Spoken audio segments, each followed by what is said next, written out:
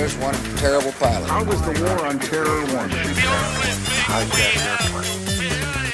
America was targeted for attack. Investigate this act of war responsible for these attacks on our freedom. One terrible pilot. Hello, I'm Barrie Zwicker, journalist and media critic. Welcome to The Great Conspiracy, the 9/11 news special you never saw.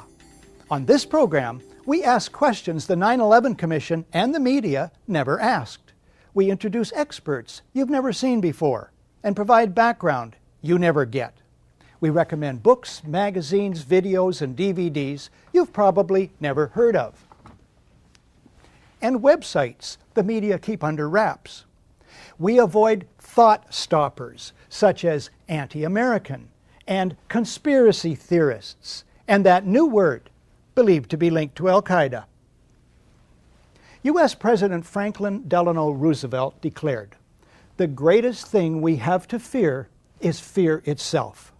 And indeed, fear may well be the greatest single human motivator. It can serve us and it can save us, but ill-founded fear, that's another story.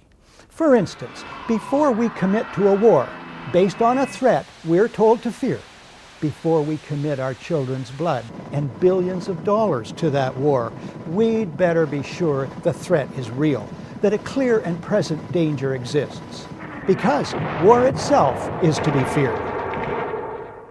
U.S. President Franklin Delano Roosevelt fought fear. Today's leaders traffic in it, chiefly the fear of terrorism. That's it. Not global warming, not the end of oil, not domestic and worldwide injustice, not rampant militarism, not war itself, or even war without end. Just terrorism. The words are hypnotically repeated. Terrorism, terrorist, terrorist threat, and of course, believed to be linked to Al-Qaeda. These words appear in millions of newspaper and magazine headlines and are embedded by the billions in stories. But it's the so-called war on terrorism that's in our faces practically 24/7 as the inescapable focus of our existence and the justification for great sacrifice. One day, our grandchildren will look back on this time and ask, how was the war on terror won? And we will tell them about the brave men and women who gave their lives so that we could live in freedom. Some would have it that our support for this new quasi-religion, the so-called war on terrorism, is the measure of our commitment to country and civilization. This program explores interwoven fictions that make up the fabric of the so-called war on terrorism. It explores the promiscuous issuing of terror alerts. It explores the biggest secret and dirtiest deception of all, bloody terrorist events carried out not by foreign but by our governments to trick the public into supporting war and police state agendas. We explore in particular the radioactive core of today's terrorist hysteria, namely the official story of 9/11, the overarching fiction and crime and cover-up of our time. Before you see this program, or after you do, there may well be another state-sponsored dirty deception. If there is, and if the information in this program helps you to see it for what it is, it will have been worthwhile.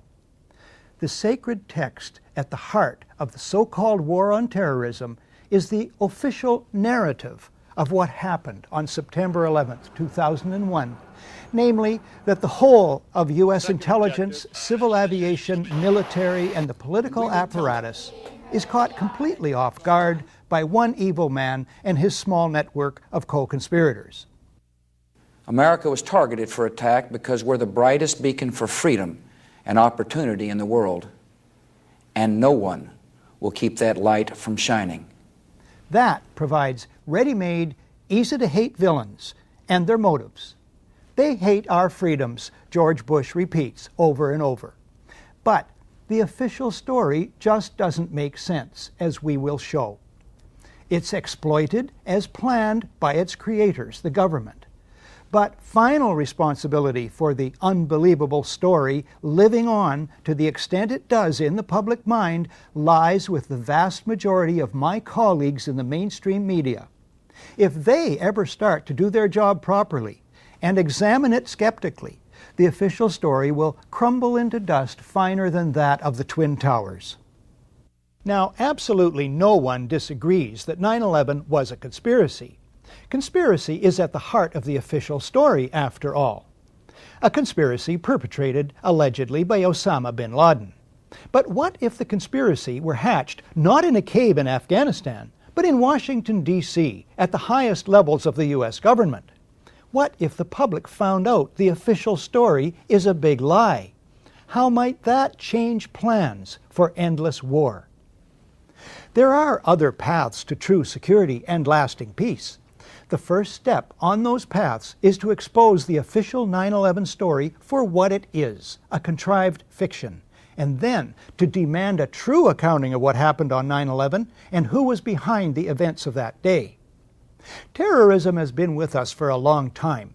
It tends to be the last resort of the powerless, suffering under acute injustice, and as such, one person's terrorist is seen by another as a freedom fighter.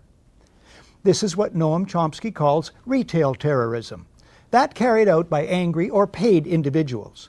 But then there's wholesale terrorism, that carried out by states.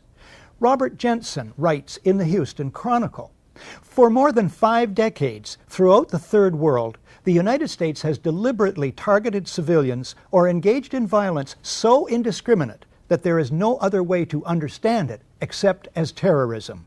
And it has supported similar acts of terrorism by client states." He could have reached back further. In his new book, The American Empire and the Fourth World, Anthony J. Hall, according to one reviewer, connects the unspeakable crimes visited upon indigenous people since the conquest by Columbus in 1492 to today's so-called war on terror. According to Hall himself, the imagery of terrorism has replaced that of savagery and then communism as the main explanatory catch-all to describe the real, illusory, or manufactured enemies of the American way of life. So, on one side, ours, the use of terror either is not admitted or is simply defined as not terror. And the other side's terror is defined as the only kind of terror. Terror then needs to be put into perspective. Perspective, writes Lawrence Martin, former Washington correspondent for the Globe and Mail, is a ghost in American journalism. Last year, acts of terrorism killed 300 to 400 people, ranking it so far down the list of dangers that it is barely visible. He might have added that 300 is the number of Americans struck by lightning each year. Another note about appearance and reality. The vast majority of people arrested as terrorism suspects are released without charges being laid. It's the arrest stories with those Arab names and pictures that remain in the public mind as reality. Isn't there a pattern of state-sponsored, media-abetted deception here? But the dirtiest secret about terrorism is also by far the largest. Many spectacular acts of terrorism are fearsome fakeries carried out by cabals within governments, and I mean our own governments. The gold standard is the attack on one's own country to mobilize public opinion for power, political gain, and profit. The Nazis masterminded the torching of the Reichstag, the German parliament buildings, on February the 27th, 1933, 1 week before a national election. That they did so is historical fact, portrayed best in William L. Shirer's masterpiece, The Rise and Fall of the Third Reich.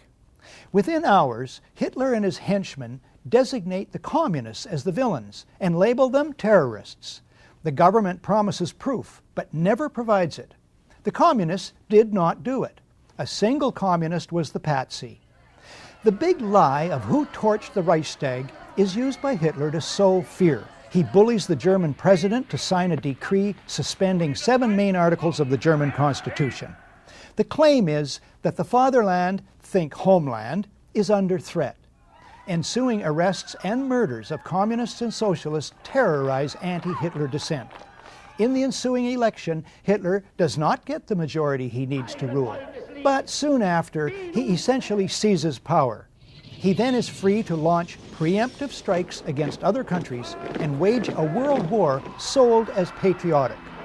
The ultimate result for Germans is calamitous. 600,000 civilians dead, 7.5 million homeless, their country broke and in ruins.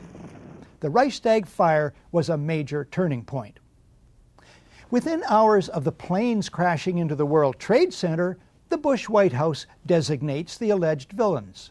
Within 30 days, the U.S. Constitution and the civil liberties of Americans are weakened by near unanimous passage of the Patriot Act. A war on terror is announced. Within months, preemptive strikes are launched against Afghanistan and Iraq, though no evidence is produced that Iraq took part in 9/11. Dissent in the USA is under fire even as millions in the USA and worldwide oppose the Iraq War. The White House announces that the war on terror, in effect World War, may never end. At least 1,000 Americans are soon to die in Iraq alone. Expenditures mount into the trillions. The so-called war on terrorism justifies the mounting deaths of U.S. soldiers and civilians in Iraq and elsewhere, justifies the little publicized construction of giant new U.S. military bases overseas, and is the basis for the doctrine of preemptive war, contrary to international law and basic morality. It's responsible for grotesquely ballooning deficits to pay for all this, debts being passed on to coming generations, and plans for even more expenditures on terror-fighting bureaucracies. The so-called war on terror is cited as the ultimate basis for sharp increases in domestic spying and reduction in freedoms and civil liberties at home and attempts to criminalize dissent. All this because the official authorized truth is that foreign terrorists attacked the USA on 9/11. As we tape this in the summer of 2004, fear grows as authorities and pundits predict more terrorist events on the scale of 9/11 or greater. The I word, inevitable, is increasingly used.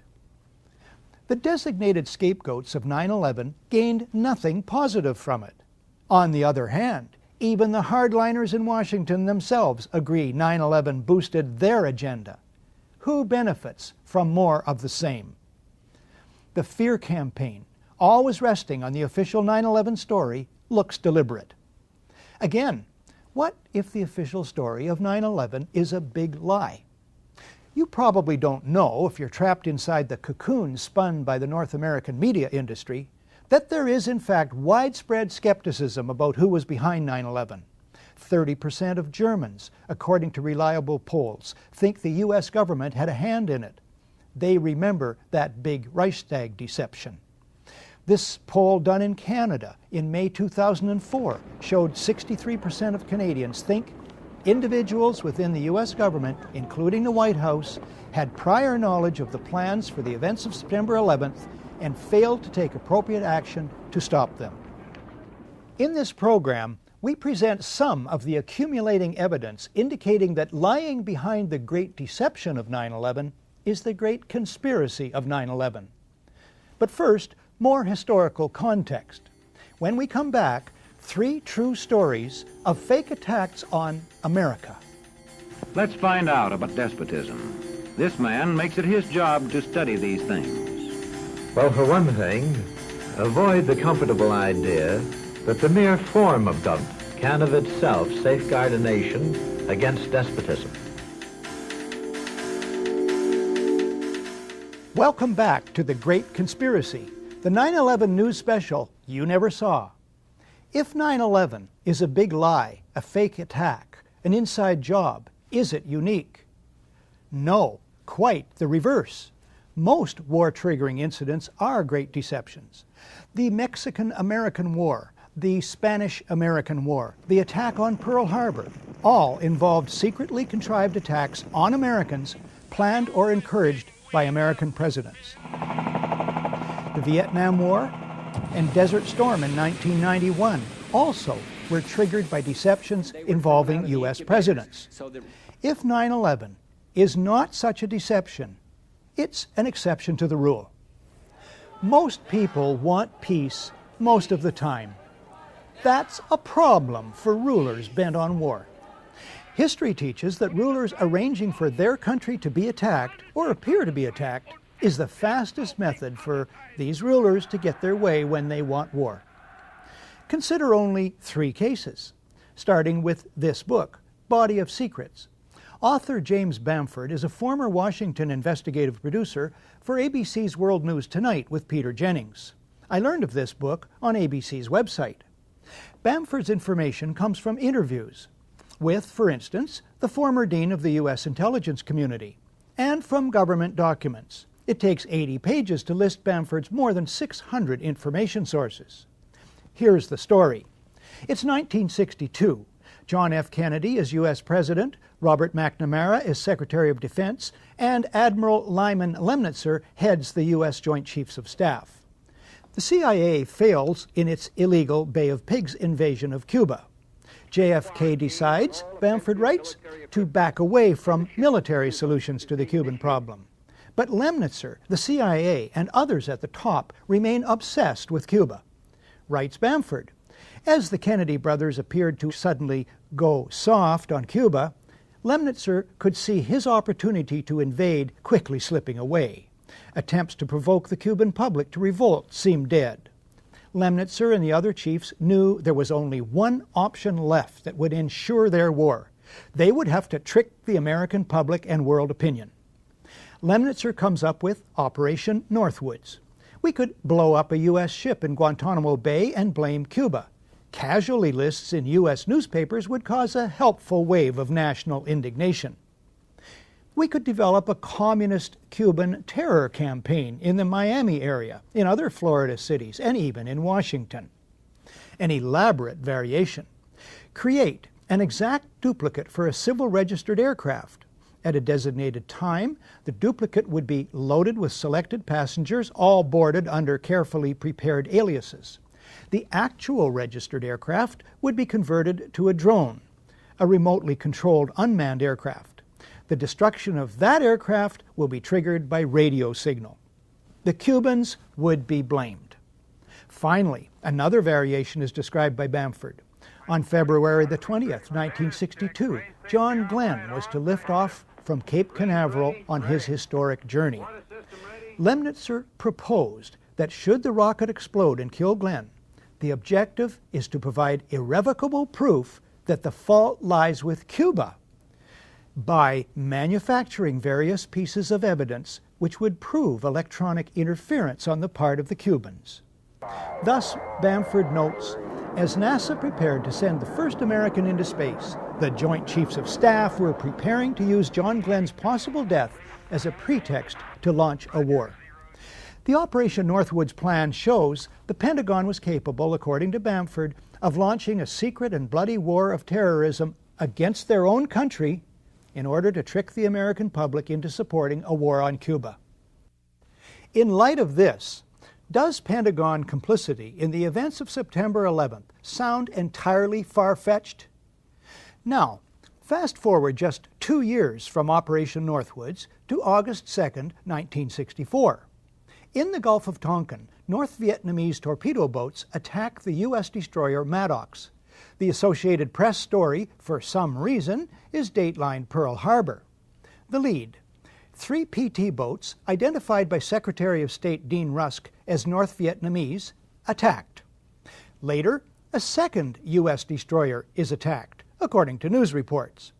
Although no U.S. sailor suffers a scratch, the American public is outraged.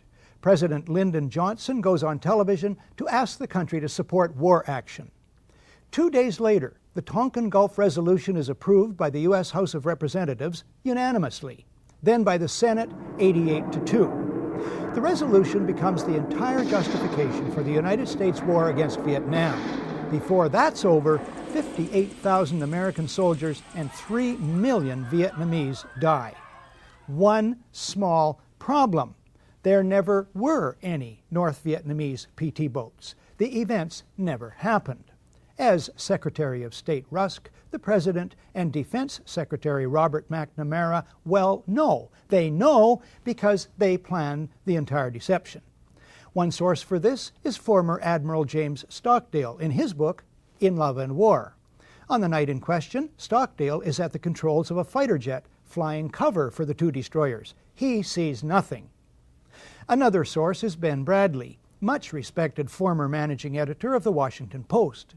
Bradlee, in a public lecture in England in April 1987, states, "The facts behind this critically important resolution were quite simply lies."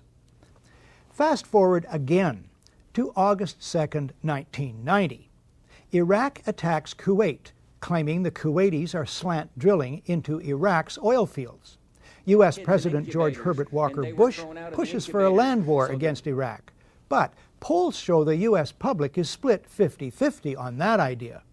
Then comes this eyewitness testimony before a congressional committee from a 15-year-old Kuwaiti girl. The claim is she cannot be identified for fear of reprisals. While I was there, I saw the Iraqi soldiers come into the hospital with guns. They took the babies out of the incubators, and left the children to die on the cold floor. The U.S. public is outraged. The result? Support for land war zooms. It's a turning point. Desert Storm is launched. 135,000 Iraqis are killed. An estimated 1 million Iraqis, many of them children and old people, then die as a result of 10 years of sanctions. One small problem. There never were any incubator baby deaths, not one. The Canadian Broadcasting Corporation's investigative flagship program, The Fifth Estate, reveals the girl to be the Kuwaiti ambassador's daughter, given her lines and coached in acting by the giant American PR firm Hill & Knowlton. It's one phase in a $10 million joint U.S.-Kuwaiti campaign of deception. This man is lying. I myself buried 14 newborn babies that had been taken from their incubators. This man is lying. And they had kids in incubators, and they were thrown out of the incubators so that Kuwait could be systematically dismantled. There were a lot of people who participated in a conspiracy. Yes, an out-and-out conspiracy of fake organizations, false documents, fraud, and disinformation.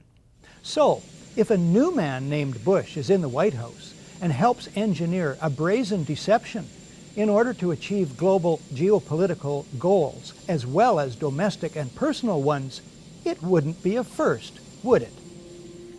After a short break, a detailed look at the events of September 11th, 2001. Today, democracy can ebb away in communities whose citizens allow power to become concentrated in the hands of bosses. What I say goes, see? I'm the law around here. The test of despotic power is that it can disregard the will of the people. Welcome back to The Great Conspiracy, the 9/11 news special you never saw. The events of 9/11 begin with aircraft going wildly off course. Incredibly, despite radar tracking for almost 2 hours, the whole of the mighty U.S. Air Force goes AWOL that morning. It's a mind-bending anomaly. Not a single U.S. Air Force interceptor turns a wheel until it's too late. There are no jets at all. It's a matter of historical record. That could happen only two ways. Either it was staggering multiple simultaneous coincidental incompetence at all levels in many agencies defying known laws of averages, a 54 million to 1 chance, which is the 9/11 Commission official story. There's another explanation. The U.S. Air Force is neutralized by design.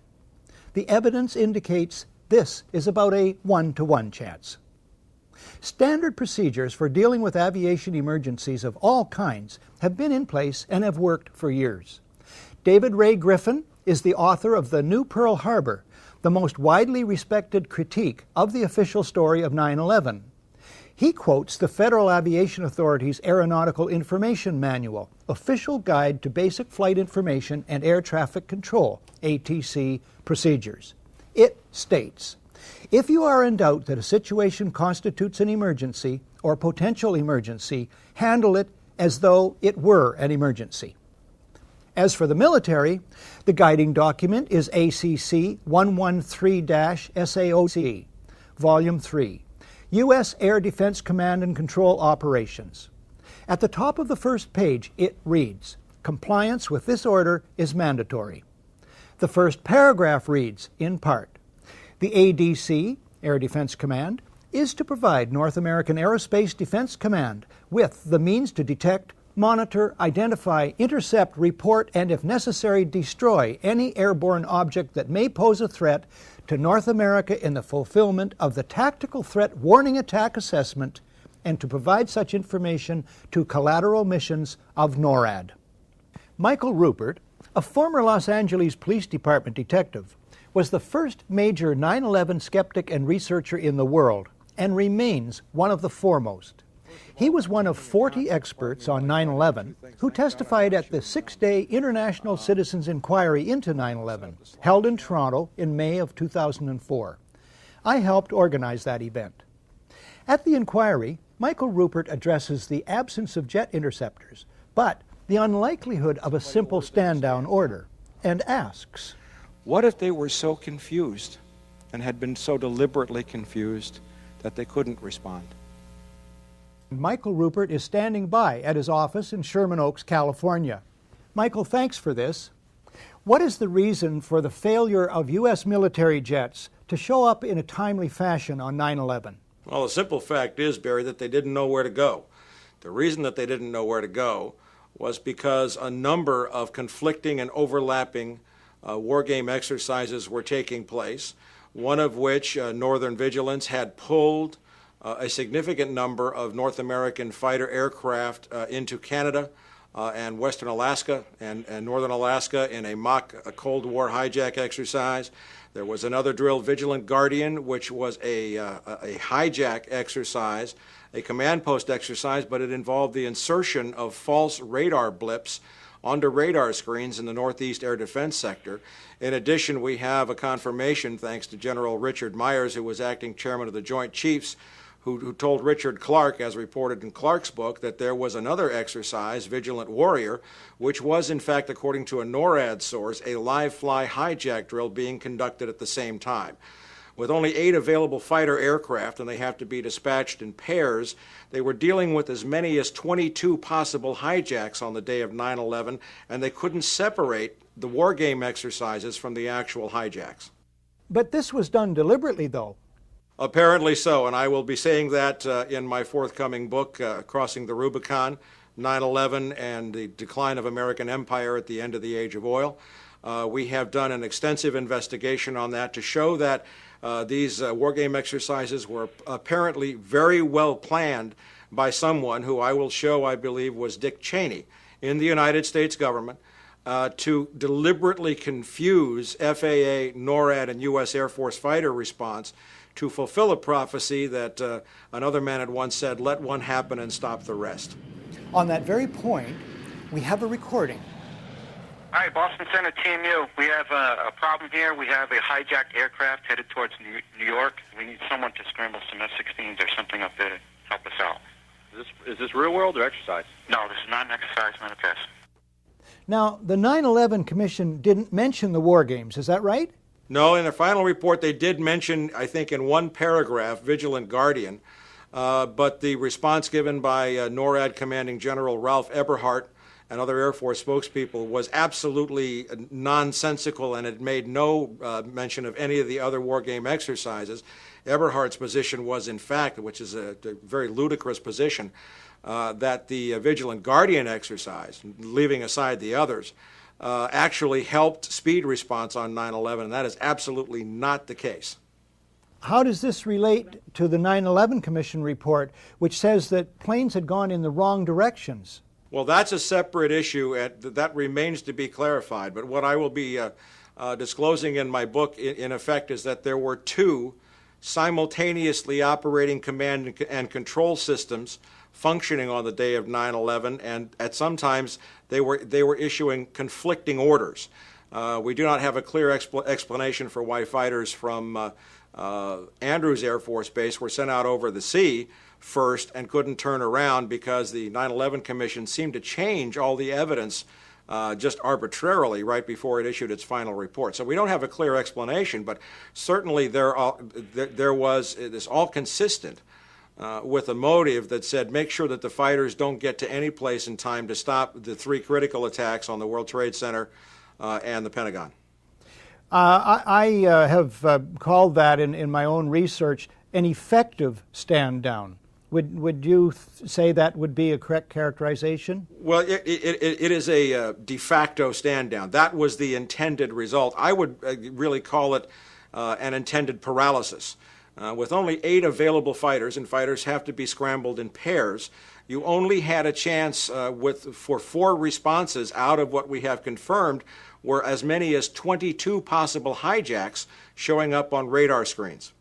That is fascinating and damning information. I look forward to your book. What about the motivation for the whole of 9/11?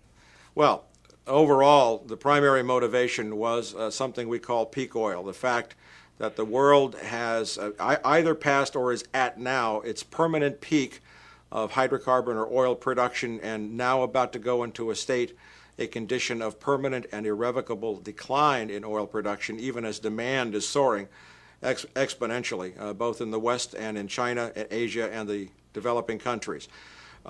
This has set off what we at From the Wilderness, and certainly in my book, we will describe as a very bitter sequence of conflicts, as Dick Cheney told us, in the war that will not end in our lifetimes, to secure the last remaining oil reserves on the planet.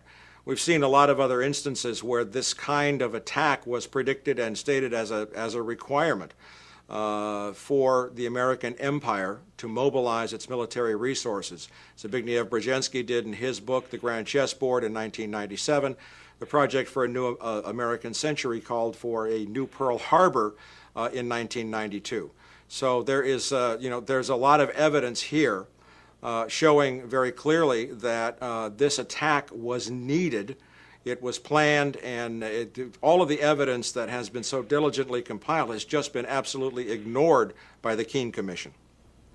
And finally, Michael, I certainly, for one, accept your motive of peak oil.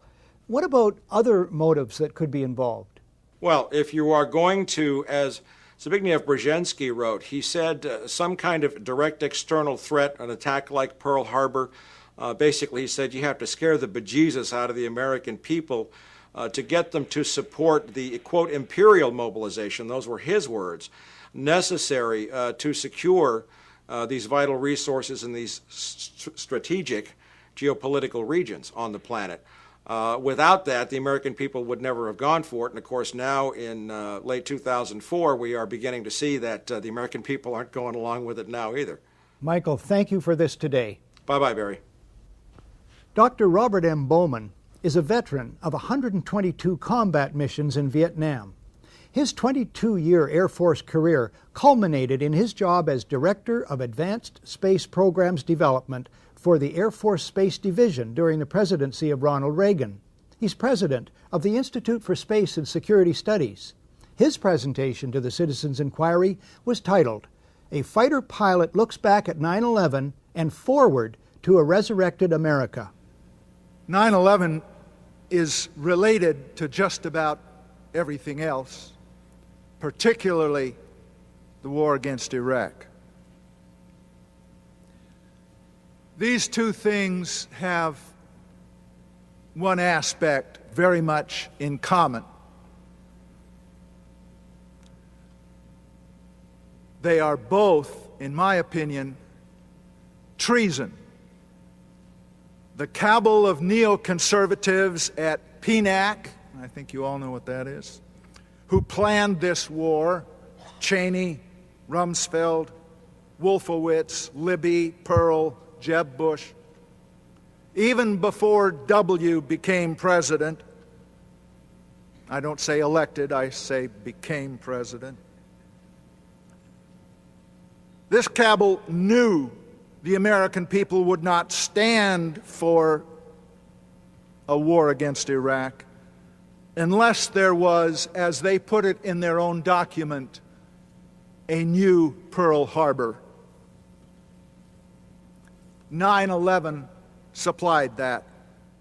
In other words, 9/11 was a false flag operation.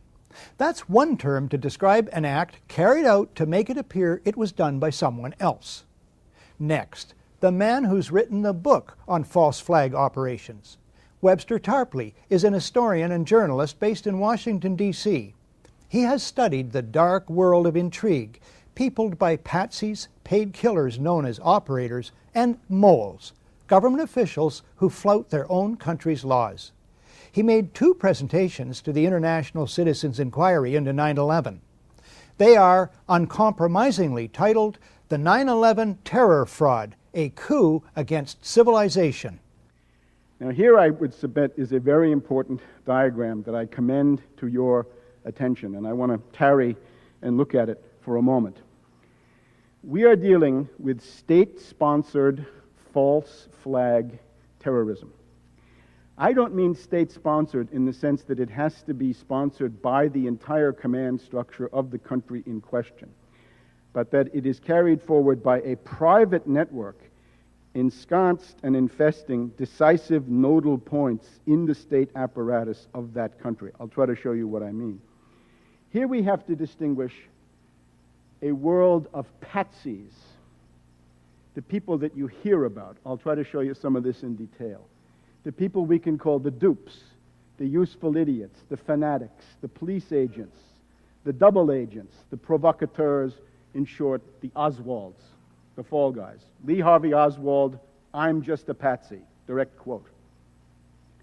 That's one group. The moles. This is the group of government officials, the network of government officials whose loyalty is not to the command structure, the Constitution, or their country in some diffuse sense, but rather their loyalty goes to a private intelligence network, a private clique, faction, a group of putschists, if you will, people trying to have a coup d'etat. You also have to distinguish the professional killers. These are the cold-blooded technicians of murder. This is the sort of area where you see retired veterans of the Special Forces, the Delta Force, the CIA Operations Directorate, and so on down the line. The old boys. At the end of the 80s and the beginning of the 90s, the term for this group in Washington was the asteroids. Finally, the corporate media. They are the indispensable ingredient, because without them, you can't have anything. You have to have mass propaganda to accredit and spread and pound the official version of the events into the minds of people, and to smooth over the inevitable absurdities, contradictions, impossibilities, and so forth of the official story. Mass brainwashing in the Anglo-American tradition is what they propose. You're watching The Great Conspiracy, the 9/11 news special you never saw. When we come back, the classic question. What did the president know about 9/11, and when did he know it? When a competent observer looks for signs of despotism in a community, he looks beyond fine words and noble phrases. One nation, indivisible, with liberty and justice for all.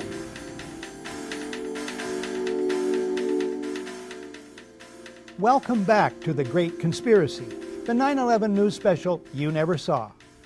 What did George Bush know about the events of 9/11, and when did he know them? I'm not asking what George Bush, or Bill Clinton for that matter, knows or should have known in the weeks or years before based on this or that so-called intelligence report that he sees or should have seen about vague or not so vague alleged terrorist threats. No, my questions are much more restricted.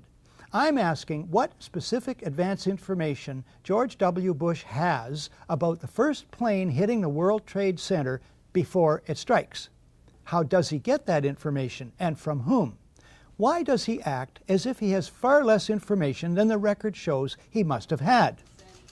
Initial news reports show the president informed of the gravity of the situation that morning. That famous whisper in the ear must be put into context. It takes place at 9:05. That's 1 hour and 5 minutes after the first hijacking. 45 minutes after the FAA is aware of multiple errant airliners, 20 minutes after the first aircraft smashes into the Trade Center, 18 minutes after CNN breaks into regular programming. In other words, a torrent of hot water churns under the bridge before whisper time. Researchers Jared Israel and Ilarion Bykov of EmperorsClothes.com write shortly after 9/11. The President of the United States travels with an entire staff, including the Secret Service, which is responsible for his safety. The members of this support team have the best communications equipment in the world. They maintain contact with, or can easily reach, Bush's cabinet, the National Military Command Center in the Pentagon, the FAA. Information concerning these alarming events must be shared with the President by his staff, otherwise they would be derelict in their duties. Not surprising then, this report by ABC's John Cochran, traveling with the President, here speaking to Peter Jennings, not long after the President left his hotel. Peter, as you know, the President is down in Florida talking about education. He got out of his hotel suite this morning, was about to leave.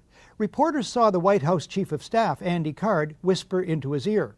The reporter said to the President, "Do you know what's going on in New York?" He said he did, and he said he will have something about it later. His first event is in about half an hour at an elementary school in Sarasota, Florida. Something is very odd about the President's behavior. The President is aware, by his own words, that something serious is happening in New York. He additionally has to be aware of a great deal more about the situation. You have John Ashcroft later in the day at a press conference. Immediately after the first report of a plane crashing into the World Trade Towers, numerous federal agencies coordinating with the White House mobilized their resources. You have Vice President Dick Cheney, September 16th on NBC's Meet the Press. He tells host Tim Russert, the Secret Service has an arrangement with the FAA. They had open lines after the World Trade Center was... Then he stops himself. You have Laura Brown of the FAA.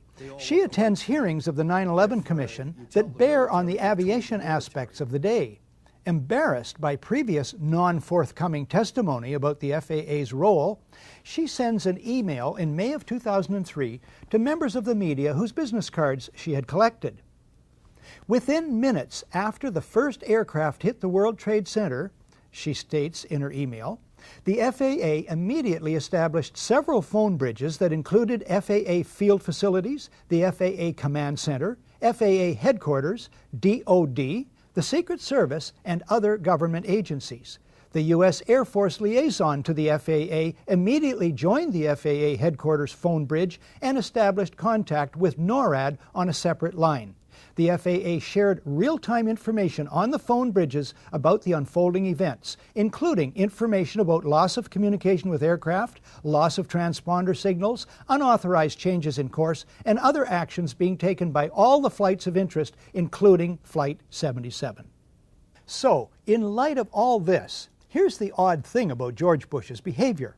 He and his staff could cancel or postpone an easily postponable photo op. But they don't. Why?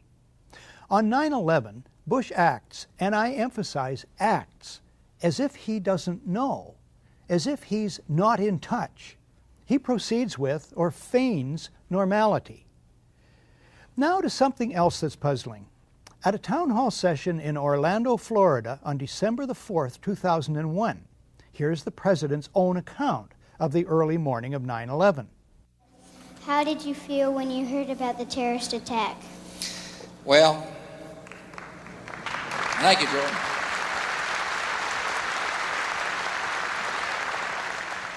Well, Jordan, you're not going to believe what state I was in when I heard about the terrorist attack. I was in Florida. And my chief of staff, Andy Card, well, actually, I was in a classroom talking about a reading program that works. And I was sitting outside the classroom waiting to go in, and I saw an airplane hit the tower of a TV. You know, the TV was obviously on. The President tells us he sees, on an ordinary TV set outside a school classroom, the first plane hit the World Trade Center. He gives the oddly reinforcing detail that, quote, the TV was obviously on, unquote. He continues. I used to fly myself, and I said, well, there's one terrible pilot. And I said it must have been a horrible accident. But I was whisked off there. I didn't have much time to think about it. Didn't have time to think about it. As if his being told, time to meet the kids, Mr. President, stops all his thought processes concerning the remarkable image of what he's told us he's just seen on an ordinary TV, on top of all his knowledge of the unprecedented situation from earlier in the morning. But anyway, could George Bush have seen on ordinary TV the first plane hit the World Trade Center? No, he could not have.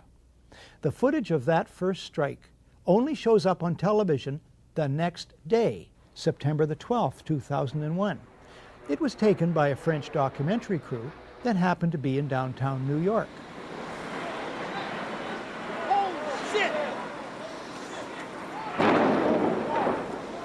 The Orlando Town Hall session takes place 7 weeks after 9/11, so it can be suggested Bush confuses the second plane with the first. But how to explain this? We've all seen Andy Card do that. None of this can ever be retracted. It is an interlocking historical record. Why go on at length about this? Because it may one day become the basis for criminal court proceedings. When we come back, is George Bush one of a group of conspirators involved with the attack?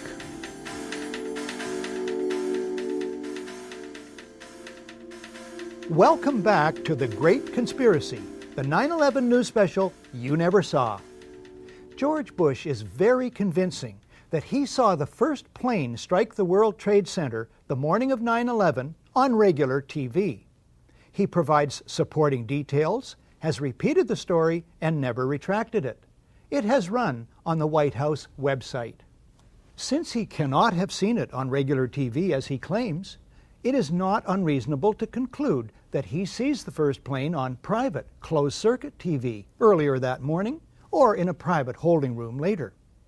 Either way, I submit this could mean that someone had to arrange for cameras to be positioned and rolling to record the first plane strike. Those involved had to know precisely that the first plane was in the air, where and when the plane would hit. In other words, people closely associated with the President of the United States had very specific prior knowledge of the existence of the first plane, its destination, and its purpose. More clues. Bush's itinerary is well known. There are plenty of live news media reports concerning the President's whereabouts from the time he gets up that morning in his hotel until the time he arrives at Booker Elementary School, and how long it will take him to get there. Remember ABC's John Cochran and the half hour? Yet, the Secret Service, for at least a full half hour after he is notified that America is under attack, takes no steps to remove the President to safety. What happens instead? This footage also appears in Michael Moore's film Fahrenheit 9/11. No one claims this footage is doctored. The President continues reading a story about a pet goat for at least 7 minutes. One columnist absurdly suggests that the President doesn't want to alarm the children. But could the President not have said, "Kids, I'm sorry, I have to excuse myself. There's some important business I have to attend to. You just carry on with your reading, you hear?" Any reasonable analysis suggests that the President and his handlers share sufficient real-time and prior knowledge of the unprecedented events of that day. The public record shows the President and his associates fail to act appropriately, that they in fact create a fiction and play act their assigned roles. This evidence alone constitutes grounds for proceeding with an indictment on charges of conspiracy to commit treason. But if, let's be dogged here, if the official story is true, and an astoundingly successful sneak attack from diabolical Muslims caught America totally off guard, then the White House surely must be highly motivated to turn heaven and earth, to use one of their own favorite cliches, to investigate the events of that day as quickly and thoroughly as possible. the White House must rush to appoint a respected chairman and commissioners, give them the widest powers to call witnesses, spare no expense. Except for the Reichstag fire, that's how it's usually done. 6 days after the sinking of the Titanic, a chairman is appointed to head an investigation. 9 days after Pearl Harbor, the first of 4 investigative commissions is struck. The JFK assassination, the Challenger disaster, 7 days each. How many days after 9/11 is it that President Bush named someone to head an investigation? This commission has been charged with a crucial task. Call it foot dragging. And then, who does Bush appoint? He appoints Henry Kissinger. Naming Kissinger sets a new standard for cynicism, or for being out of touch, or both. A New York Times editorial suggests the choice was to contain an investigation the White House long opposed. But Kissinger at least is an expert on the date September 11th. It was on that day in 1973 that the CIA-assisted overthrow of the democratically elected government of Chile takes place, masterminded by Kissinger for Richard Nixon. President Salvador Allende is murdered. In his 2001 book, The Trial of Henry Kissinger, Christopher Hitchens notes Kissinger as a crucial figure at all stages of this crime and cover-up.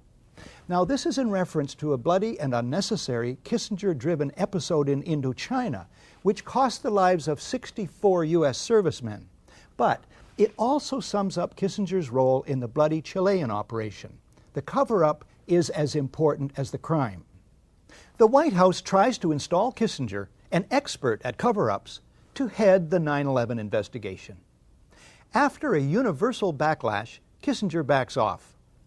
Bush then names, it's 431 days now, Thomas Kean and Lee Hamilton as co-chairmen.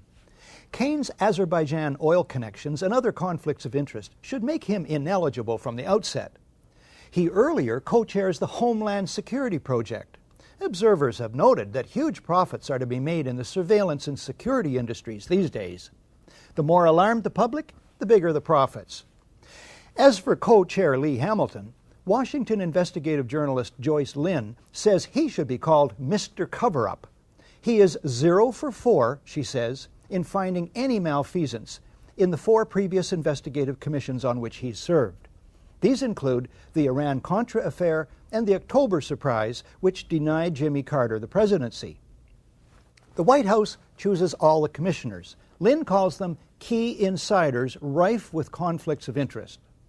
The White House brazenly appoints as the executive director one Dr. Philip Zelikow, a right-wing Republican hawk deeply involved in the Bush circle, a member of the Bush-Cheney transition team, and a National Security Council advisor with Condoleezza Rice under Bush 1. The editor of Vanity Fair, Graydon Carter, sums it up. The Bush White House did everything in its power to derail an open inquiry. Then, when faced with its inevitability, the President and his aides sought to limit its scope, its access, and its funding.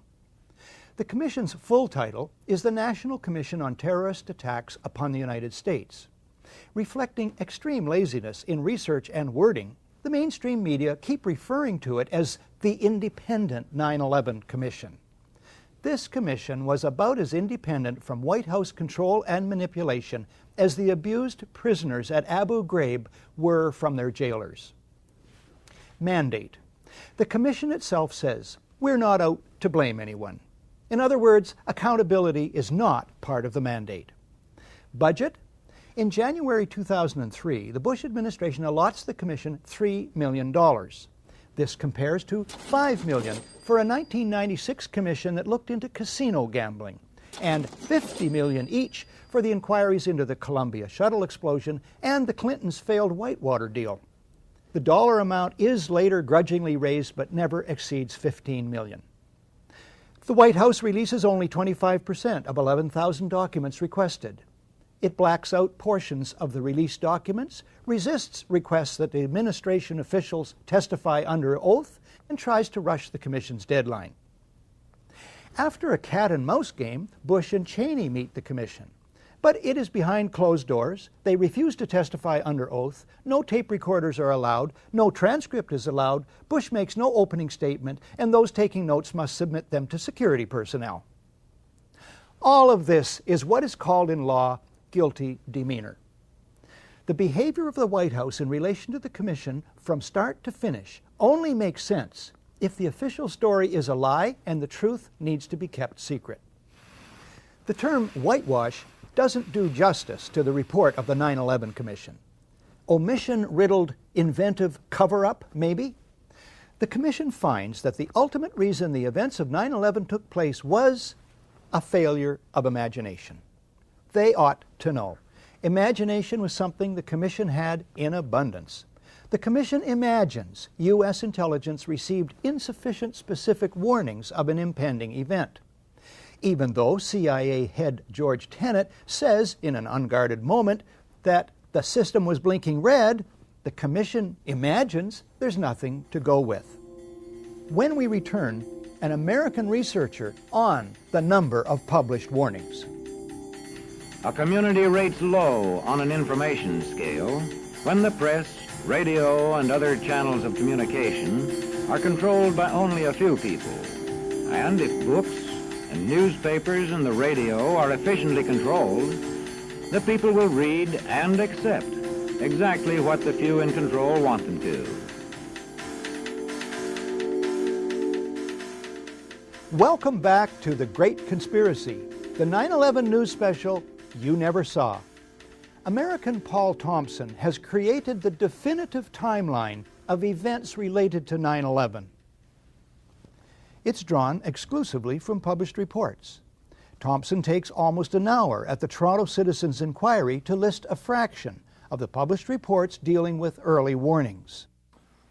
Then in late August, so according to some news reports from Der Spiegel and Die Zeit, and it's also reported in the BBC and Haaretz in Israel. This is really interesting. Supposedly, Israel gives the U.S. a list of 19 terrorist names. So there are 19 people on the flight, and here they're giving 19 names. We don't know if they're the exact same list. But we do know, according to these reports, that 4 of the names are the same, including Nawaf al-Hazmi, Khalid al-Midar, Marwan al-Shihi, and Mohammed Atta. So these are like the big leaders of the 9/11 attack, and here Israel is saying that these people are inside the United States and planning an imminent attack.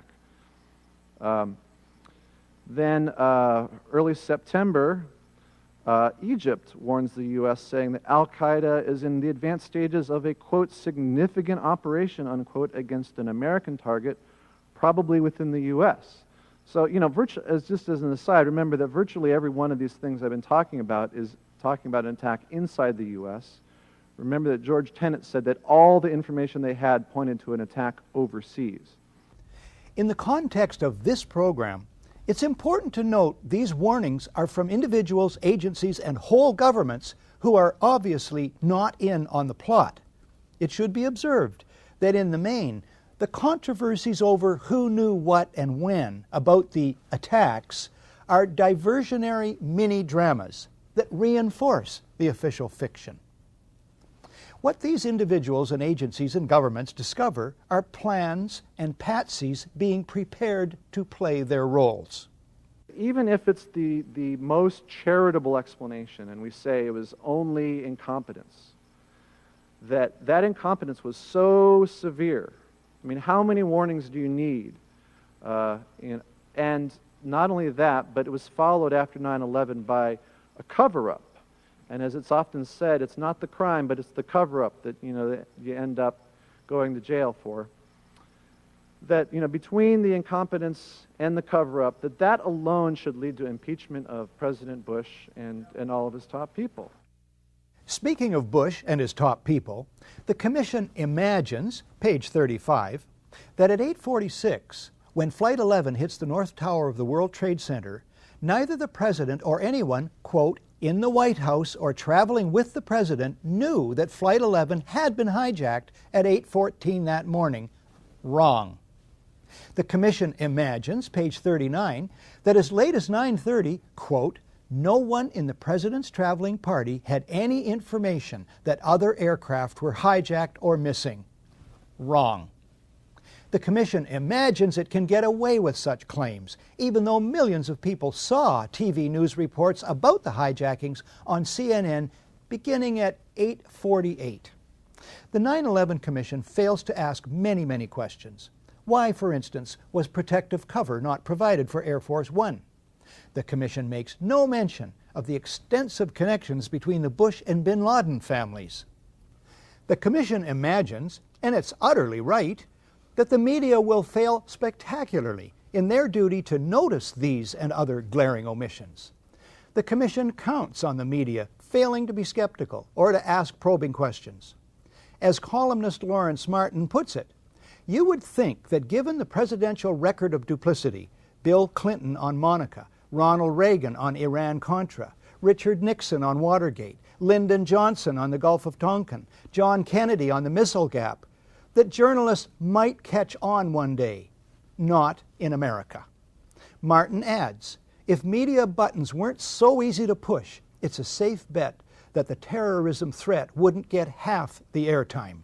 Well, half the airtime would still be billions of hours. The Commission imagines, and it's right again, that the New York Times will devote pages and pages of coverage to the Commission's report without batting an eye at the shortcomings dealt with in this program. Subsequently, scores of New York Times stories quote the findings of the 9/11 Commission as dependable truth on anything to do with 9/11. The Commission imagines, and it's right on the money, that TV networks will air without question and newspapers publish without question this alleged exchange on 9/11 between the FAA's Herndon Command Center and FAA headquarters. I call it the report. Do we want to think about scrambling aircraft? Oh, God, I don't know. That's a decision somebody's going to have to make probably in the next 10 minutes. Can we hold it right there? Imagine anyone, say yourself, learning of a major emergency. A neighbor calls to tell you your house is on fire. And you say, yeah, somebody's going to have to make a decision about that in probably 10 minutes. The fact is that on the morning of 9/11, there's a good chance that you leaped into action. Millions of ordinary people did. They call family and friends to turn on the TV. Many, I was one, try to get through to loved ones in New York. We find the phone system down. We call others to see if they'd gotten through. And they call us. But at FAA headquarters? Everybody just left the room. Yes, sir. I've noticed that. When there's a really big emergency, such as we have with the report here, key people just walk out of the room with fishing rods. When we come back, comments about the FAA and the 9/11 Commission report from David Ray Griffin, author of the book The New Pearl Harbor, Disturbing Questions About the Bush Administration and 9/11.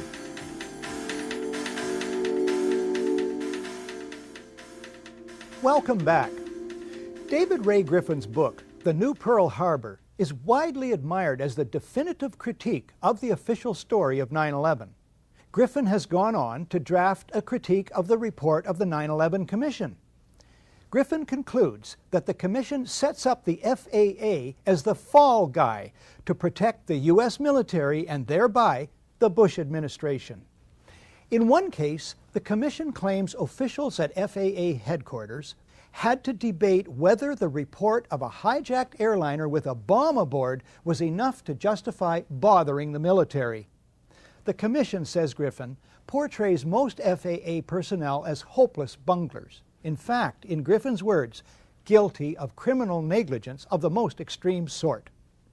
Yet, this is the same Commission that says it cannot find any particular people deserving of blame. A remarkable contradiction. Another one. The Commission itself points out the FAA did have one truly unprecedented task to perform that day. Namely, immediately landing thousands of aircraft in the air wherever they were. The Commission agrees the FAA, and I quote, executed that unprecedented task flawlessly, unquote. Is it not strange, asks Griffin, that FAA personnel carried out this unprecedented task flawlessly and yet failed so miserably with tasks they had been performing on a regular basis.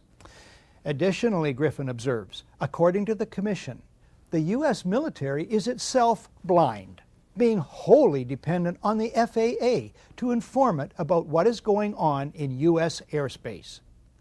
The commissioners would have us forget, as they do, the billions of dollars NORAD spent building detection systems second to none. As Thierry Meyssan writes in his book, Pentagate, the military in fact possess several very sophisticated radar monitoring systems, incomparable with the civilian systems. The website for one of these systems, called PAVE-PAWS, states it is capable of detecting and monitoring a great number of targets that would be consistent with a massive submarine-launched ballistic missile, or SLBM, attack. Are we to believe, Griffin asks, that our military's radar systems, which could simultaneously track dozens of missiles, could not track a single airliner headed for New York City? Griffin and others list several serious matters in which the 9/11 Commission shows no interest. They include the puzzling nature of the collapse of the Twin Towers. Jet fuel cannot burn hot enough to melt structural steel. Why surface-to-air missiles at the Pentagon were not triggered to protect the building. The question of what hit the Pentagon. The hole in the building was much smaller than a 757 would make. The connections between the Bush and bin Laden families. And the startling case of World Trade Center Building Number 7. This and other overwhelming evidence ignored or explained away by the 9/11 Commission, which should be called the 9/11 Cover-Up Commission, suggests 9/11 is planned and executed at the highest levels of the U.S. government.